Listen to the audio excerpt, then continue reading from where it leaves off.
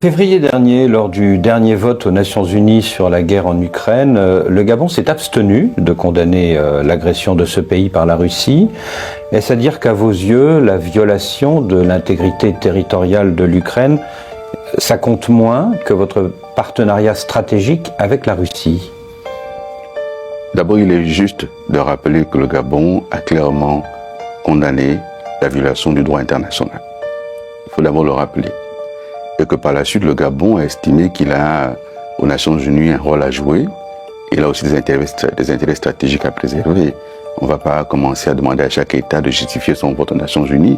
Personne ne le fait pour les pays occidentaux. Donc, permettez que les Africains fassent des choix en fonction de leurs propres ambitions.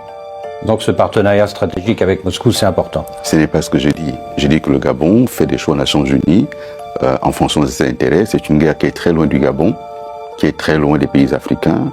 Et nous sommes toujours étonnés qu'on nous demande de nous justifier sur les choix que nous faisons. Personne ne demande cela à d'autres pays, notamment aux Occidentaux. On parle beaucoup du groupe paramilitaire russe Wagner. On sait qu'il est présent dans plusieurs pays africains. Il est présent en Centrafrique, pas très loin de chez vous. Est-ce que ce groupe vous a proposé ses services au Gabon? Pour résoudre quel problème? Il y a toujours des problèmes éventuellement sécuritaires ou autres. Voilà, on sait qu'ils sont très actifs, c'est pour ça. Le Gabon est un pays en paix qui bénéficie d'une belle coopération avec plusieurs pays de par le monde, la France, les États-Unis, la Chine et d'autres, avec lesquels on a des coopérations militaires, mais aussi les pays voisins.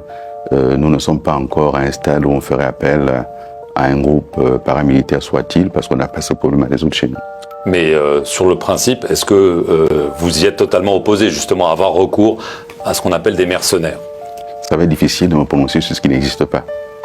Qu'est-ce que vous pensez de la présence de ce groupe dans un pays voisin du vôtre comme la République centrafricaine? C'est un pays souverain. Il choisit d'assurer la défense de son territoire avec les moyens qu'il peut avoir. Vous avez adhéré au Commonwealth il y a quelque temps, et c'est dire que la France n'est plus un partenaire privilégié du Gabon. Cette époque est terminée aujourd'hui? La France restera toujours un partenaire essentiel et important pour le Gabon. Mais la France ne peut plus être le seul partenaire du Gabon. Le Gabon n'est pas le seul partenaire de la France non plus. Nous sommes dans des contextes où nous devons évoluer et assumer nos choix. La France assume pleinement son partenariat avec la Chine, avec la Russie, avec les États-Unis, avec l'Australie. Le Gabon doit assumer ses propres choix. Est-ce que vous avez l'impression quand même que l'influence de la France en Afrique est aujourd'hui sérieusement questionnée, pas seulement au Sahel, mais dans un pays comme le vôtre? Je vous vois sourire. Ça, c'est un problème français. Ce qui m'importe moi en tant que Premier ministre gabonais, c'est l'influence du Gabon.